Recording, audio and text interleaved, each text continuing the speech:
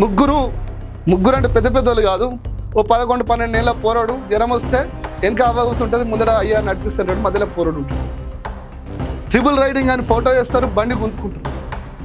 మరి 60 మంది పోవాల్సిన బస్సులో 100-150 మంది పోతుంటే ఏ రోజన్నా ఏ పోలీసు వాడన్నా ఆపుతుండా, చాలన్లు కడుతుండా? అంటే చట్టం కేవలం పేదోడికే. బస్సుకి యాక్సిడెంట్లు కావా? వాళ్ళకి లిమిట్ ఉండదా? నో లిమిటా? ఇంకా ఈ చట్టాలకే దమ్ముంటే నేను స్ట్రైట్గా అడుగుతున్నా.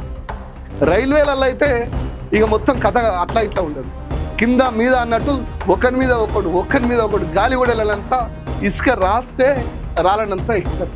మరి రైల్వే శాఖ మీద కేసు పెట్టే దమ్ముందా ఈ పోలీసులకి?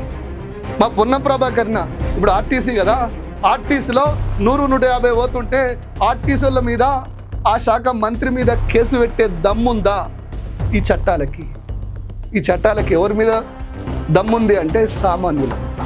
రోడ్డు మీద పోతుంటే సీటు బెల్ట్ పెట్టుకోలేదన్న చట్టము, మరి రోడ్డు మీద వెళ్తుంటే రోడ్లు గుంతలు ఉన్నాయి, రోడ్లు అసలు లేనే లేవు, ఆ గుంతల వల్ల ఆ ఎగుడు దిగుడు వల్ల అడ్డం పడి తల ఇరగదా, తల పగలదా?